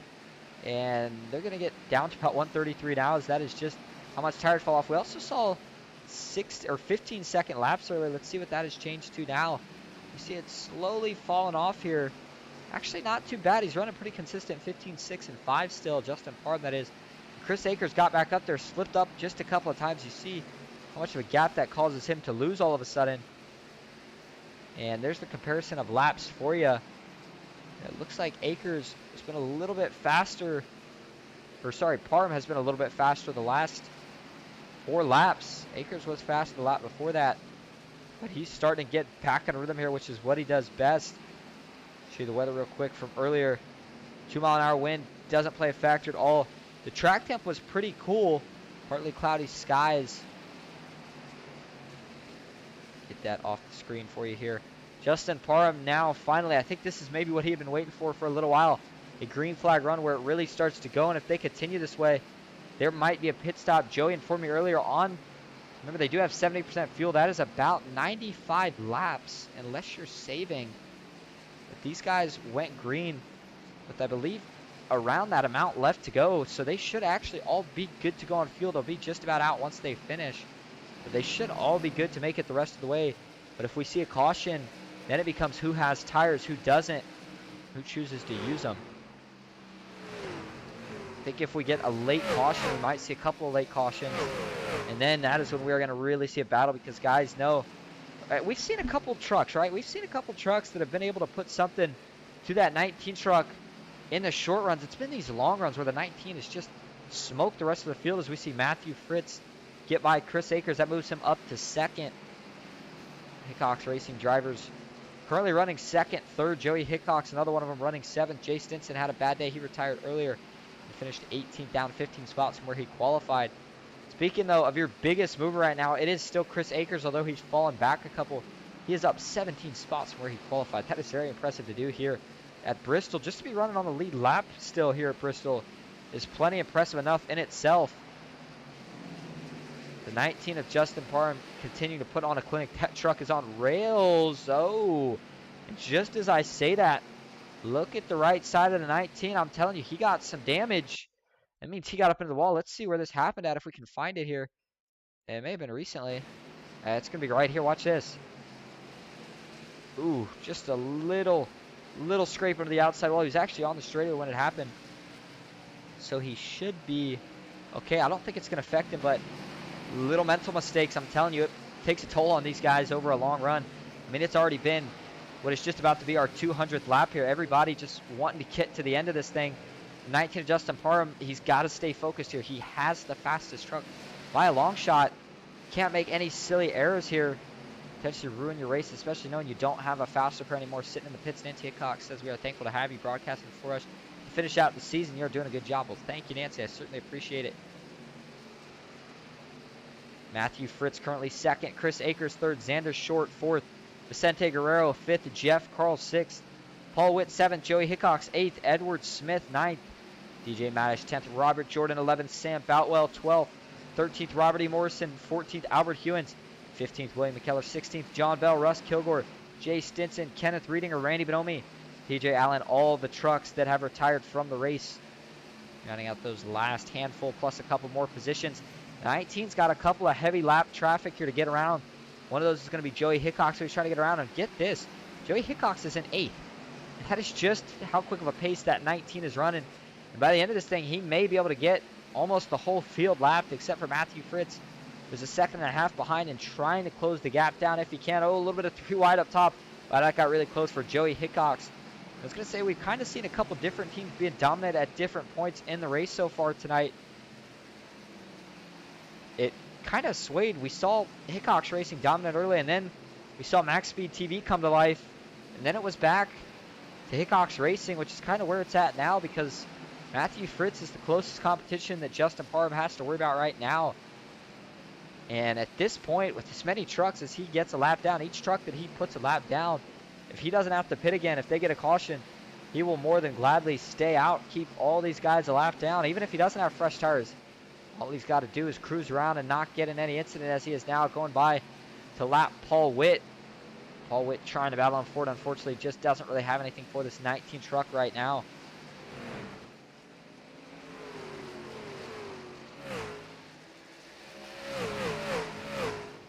We are approaching 40 laps to go here at Bristol.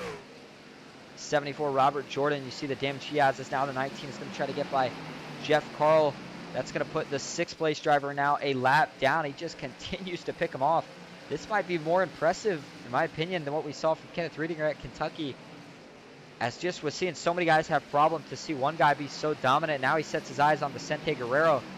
And if he can put the whole field a lap down, that will be quite the accomplishment for Justin Parham, who's already done just about everything else tonight. Gotten a wreck, fought his way back. The only thing he didn't do was win stage 2. That, of course, did go to Matthew Fritz, who's now almost 2 seconds behind. So Justin still continues to put a gap on the 48 truck. But nonetheless, Matthew Fritz has had a very good night so far. And he might be the only truck that can prevent himself from going a lap down. Xander Short doing pretty good as well. Chris Akers has kind of equaled out for now, but he still looks like he's falling right now. And I think Xander Short will catch him here in a matter of time. And another guy that's going to catch him is going to be Justin Parham, as now he goes by Vicente Guerrero on the inside. Vicente, nothing he can do on that top lane. Ride on board here with Justin Parham to show you just how much of a rhythm he has gotten into. You will see that same hand movements and hear the same noise each turn. Watch this.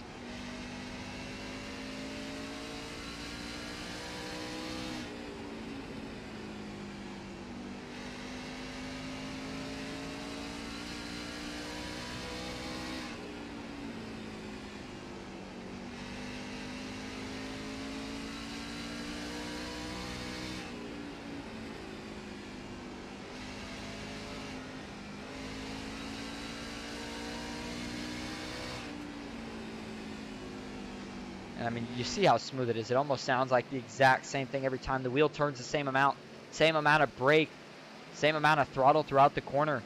That's what's got him so far out in front. He now has the gap behind him on Matthew Fritz to over 2.5 seconds.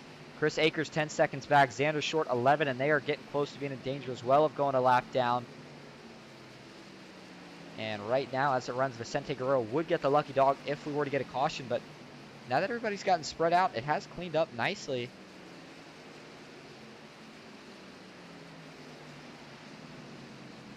Taking a look there at your track map, we always like to compare some of the other tracks and say, right now it looks like Bristol, and that's why we say it, because, I mean, we only had 21 trucks to start the race. We've already eliminated a handful of them, and you see, look how busy the track still looks. Justin Parham, by no means, is done with lap traffic just yet, and the next guy he's going to have to take down is going to be the 25, DJ Madish, who is already not on the lead lap, but he's still not going to just hand it over. He is 2 laps down. Actually, I take that back. Looks like respectfully he is going to hand it over. Doesn't want to accidentally get Justin Parham involved in anything. And if you wanted to get your pick in for a race winner now, it might be a good time, because with just about 30 laps to go, it's not looking like anybody's going to have anything for this 19th, bearing no caution. We saw over 10 cautions. Ooh, there's 12 to be exact up until this point, but since we went back green from that 12th caution, everybody kind of got separated, and this is that racing that we would have loved to see earlier when we still had a lot of the fast trucks in it. Going by the 74, Robert Jordan again, his truck heavily damaged. He is just trying to limp it home at this point. Oh, I did hear somebody get in the wall, it sounded like, but no incidents. Everybody sees, oh, we do have one on the apron. That might have been what it was. Was that Jeff Carl? Could not tell. That might have been John Bell, actually. Oh, and he is on the apron. It looks like he is going to head down the pit road here. And that might potentially retire another truck from the race. DJ Madish, he sits in pit road. Sam Boutwell, currently the last truck that's out on track in 11th. Down 2 spots from where he started, but down 3 laps from the leader. That's just so much to make up. Xander Short, just about 2 seconds now from going a lap down. Chris Akers also in the same boat, but they are kind of close to battling each other. Matthew Fritz, 3 seconds behind your leader. He is going to try to stay and be the only other truck finished on the lead lap. Chris Akers is going to be trying to get around Joey Hickox there. Joey is a lapper. Chris Akers might be about to be one as well. As you see, Xander Short starts to catch him here. He's kind of been slowly pecking away at it, if you will. And that would be for a top 3 finish. So Xander Short would certainly like to put himself on the podium for Team Max Speed TV.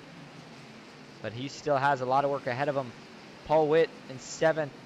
Vicente Guerrero up 9 spots. Chris Akers back 17 spots up, as he is the last driver finishing on the podium. Oh, and Joey Hickox, they make contact. That turns the 4 to the outside wall. Oh no, Joey Hickox is destroyed. No caution just yet. Can they get it around and get back to the pits? No cautions out. Oh boy, Joey's struggling. Let's see if we can get back to him here. He is going to bring it to the pits. That's going to be a fast repair if he still has one. I don't know if he does. If he does, then his night will be done. Justin Parham now does lap Chris Akers, about to go by Xander Short, who you can see in the same camera angle as him, and that would just put the 48 of Matthew Fritz still on the lead lap. 23 laps to go here at Bristol. I just heard some more contact. So everybody keep it together. Oh, nope. Sure enough, yellow flag is out. Hold up. We got a couple guys down here. It looks like it is going to be Paul Witt and Edward Smith. And you kind of heard it there. I don't know if you could hear it back watching, but you can usually hear when these guys hit the wall. And that's what it sounded like. Sure enough, caution flies, and you see it, 13th caution of the night, but our longest green flag run so far, so applause to the guys for that one. And let's go take a look at it here. Oh, no, I'm seeing Justin Parham looking like damage. Oh, no, hopefully he's not in this. Yikes, let's see if something happens here. He may have just been slowing down for the pace truck. That is my hope. And there's the 85. But where did this start? Let me back this up a little bit more. It's the 98 of Jeff Carl and the 429 of Paul Witt right here. And it looks like Robert Jordan, pretty slow up top, but he's not involved in this. Paul Witt gets a pretty good run. Does the 98 maybe get up into the wall here? Or no, it almost looks like he's just kind of coming down the track. Might have got loose, gets into Paul Witt. And wow, Jeff Carl, are you kidding me? Look at the save the 98 has. Holds on to it, but unfortunately the 85 trying to avoid it, gets down, gets into Paul Witt, who, wow, gets up on his side on two wheels. Lands back down on all four. The 85, Edward Smith hits the wall pretty hard. Let's ride on board here with Jeff Carl. Boy, this was a wicked save. Watch this.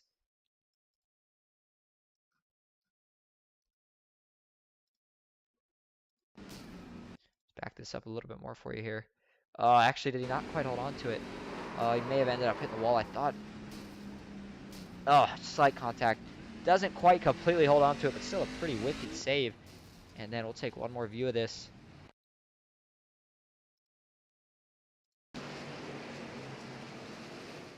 And it looks like... Oh, man, yeah, Jeff Carl, not sure if he was getting loose, didn't know he was there or what. But, man, when they made contact, it's a hard hit for Paul Witt. That might end his night. Let's go back live, though, as now things could get a little interesting at least. We are going to see pit stops here from your leaders, and that means all these guys that are a lap down, they know their best shot is just to stay out here. They can make it on fuel. And if they get another caution, then they can come down and take some tires. The 25, DJ Madish, is not leading the field as it looks like, because your current leader is actually going to be Xander Short right now. And I believe Xander stayed out here, and he was just about to go a lap down. So not sure if this is strategy here from the 12 or what.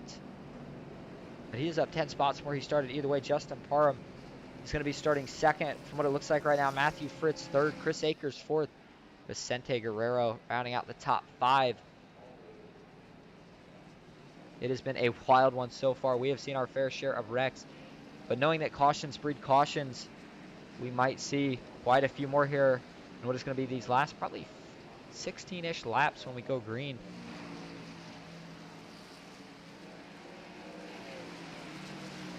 And let me know in chat, you guys think we will somehow manage to go green the rest of the way? I'll tell you what, Matthew Fritz, the closest truck that has something potentially for this 19. So depending on how this restart pans out, we'll see if the 48, with only what's going to be 17 laps to go, can maybe put it to the 19 here and try to get it away from him. Pace truck takes a hard left turn. Xander Short does have the lead, but he's on older tires. Here we go. Let's see what happens. Green flag is out. The 12 gets a big jump. But watch how quick the 19 is going to close this gap. Kenneth Riedinger is actually back out on track. That one had me a little surprised. But sure enough, he is heavily damaged, though. And not sure if he's just out here to get some practice laps or if maybe he's looking for somebody specific on track. 48, Matthew Fritz not making as much ground as quick as I thought he would. Same deal here with the 19 of Justin Parham. I don't think Xander Pitt, unless I missed something, of course. But right now, he's holding a pretty good gap, about half a second. The question is, can he hold on to it for 15 more laps? When Justin Parham gets there, what can the 12 do about it, if anything? Because I think that 19 is going to get there sooner or later. He's already taken a 10th off of it. But you see Xander Short not going to really save the tires now. 14 laps is not a long ways to go here. That is just under 7 miles. So you might as well burn him if you got him now. And that is what Xander Short's going to be doing. Justin Parham has it down to 0.3 seconds. He continues to close the gap. Matthew Fritz is also finally starting to get that thing going. As Nancy Hickok says with an exclamation point, we have not seen the last caution. And I kind of hope we have, though, because this looks like it could be shaping up for a really good battle to finish it. With all the chaos, it'd be pretty cool to have one of those classic Bristol finishes. Justin Parham been the dominant car of the night. However, Xander Short, excuse me, man, I'm getting tired. Words are getting hard to say. Has been so dominant up here in the top 5. Not the fastest truck, but been able to stay in the top 5. Stayed on the lead lap, was just about to get lapped, but just as I say that, the 19's on his inside. There's a little bit of contact. The 12 holds on, the 19 bails out of it. It is 11 laps to go. Oh my goodness, the 12 Xander Short was not ready to give that position over just yet. The 19 Justin Parham sent it in with all he had. And the 19 is going to keep working over that 12 until he either makes a mistake or he'll force him to make one. The 85 Edward Smith gets out of the way. Justin Parham's going to try to dive low. The 12 is going to block that lane. The 19 is going to have to get out of it a little bit. But they are bumper to bumper now. Here comes Matthew Fritz as well. This is what we were waiting to see all night. The 19, Justin Parham, is he going to maybe try to highline now? Ooh, he's got to run down the backstretch. Now he's going to dive low. The 12 blocks. Oh, that's going to spin him. The 19's around there, all around, and they all save it. Are you kidding me, Matthew Fritz? And he comes out with the lead, but unfortunately, I think he might have a black flag from that. Oh, no, that's not what we wanted to see. Xander Short holds on to the lead, but now Justin Parham's going to get it. Can Xander Short somehow send it in enough to hold on to it? And he's going to try, but he just doesn't have the tire to hang with the 19 anymore. What a battle, but Justin Parham gets back out in front with 7 laps to go. And Xander Short now is just going to have to try to hold on to 2nd or 3rd place. I think he's got one of those 2 spots locked down. And Matthew Fritz maybe did not get a black flag from it, so that was an absolutely wicked save from all 3 of those trucks. It went from, I thought all 3 were going to pile up and we were going to have a caution, to somehow Justin Parham, Xander Short all holding on to it and getting right back to racing here. 5 laps to go here at Bristol. And just a dominating performance all night from the 19 of Justin Parham, right? I mean, what can you say? He started on the pole, won stage 1, won stage 3. Matthew Fritz, let's give him a shout out because he did win stage 2. And now he's going to try to get by Xander Short. We'll go to that battle real quick. But doesn't look like to be too much of a battle as the 12. I don't know how long he's going to be able to hold on here. Matthew Fritz still working the bottom, although he's able to hold him up top here. Can he hold him for one more? It looks like he's not. Oh, man, almost a little contact. Matthew Fritz knew he had to get low before they came up on the lap truck of Robert Jordan. 24, Kenneth Riedinger, he looks to still be moving even with that damage. But his race, I mean, he is more than 20, 30 laps down. Oh, the 19, he gets loose. Got to be very careful. Oh, Matthew Fritz might have a chance to chase him down if he slips up again. 2 laps to go. That means this is the last lap for a potential caution. And Justin Parham, he has not stopped wheeling it just yet. Xander Short falling back to 3rd. We'll see if he can hold on to it. But here we go. White flag is in the air one more time for Justin Parham. Matthew Fritz sending it with everything he's got. Does he think about maybe trying the Ross Chastain move? I don't think he does. And it looks like he is not going to have enough. Out of turn 4, dominated all night. Justin Parham wins at Bristol.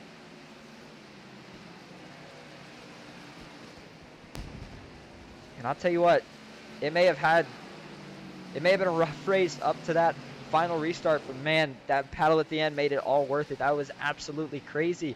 I thought they all had wrecked. Somehow they saved it, and it looks like Justin Parham is not going to do a burnout. He's just going to go ahead and, oh, sure enough, just as I say that, he actually is going to burn it down.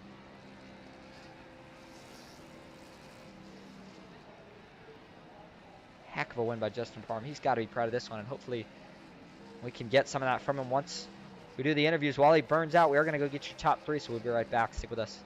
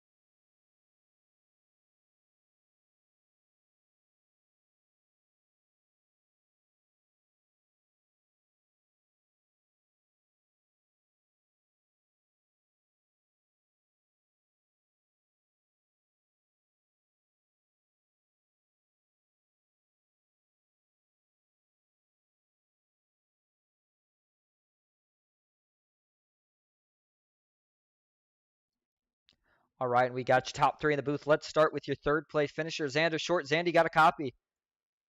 Yes. Well, man, you did just about everything you could. I thought somehow you could be able to hold off what was easily to say the fastest truck of the night. What was going through your head there when you guys all got loose and somehow saved it? Oh, that was insane. Yeah, I just went down to block, going into 3 there, and I don't know if he just hooked it the wrong way or if I just threw something bad or if it was netcode what, I'm not certain. But we all got a little twisted up. I'm glad we all got it gathered back up and still stayed as tight as we were. I mean, it was really fun there at the end, but he was just really fast. I really didn't have nothing for him, even on brand new tires. So good win to him. Happy for him. And yeah, that's about it. I'll tell you what were your thoughts on Bristol tonight? Man, I'll tell you what, from up here, it looked like it was brutal for a lot of guys, but finishing third, how was it from your perspective?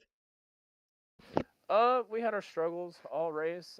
Kept getting into little incidents here and there, having to beat out what damage we had, and just tried to keep all 4 wheels on it. And I mean, that's really about it. We just had to keep all 4 wheels on it and be there at the end.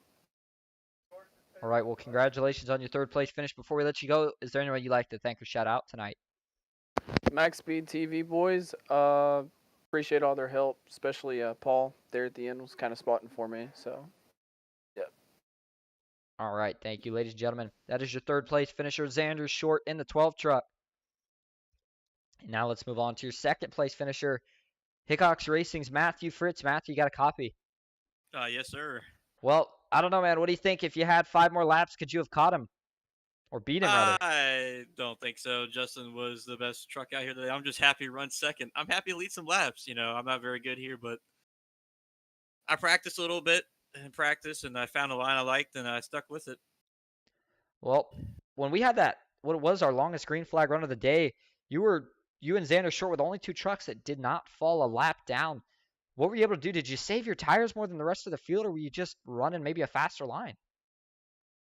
Yeah, I was saving my tires a little bit. I was braking a little bit more and throttling it up, and yeah, I found a line I like, and it worked. But Justin was by far the best truck. You got that right. But congrats on the second place finish. Before we let you go, is there anyone you want to thank or shout out tonight? Manny Ray's and my teammates Joey, Jay, Randy, Chris Akers, and thank you for broadcasting.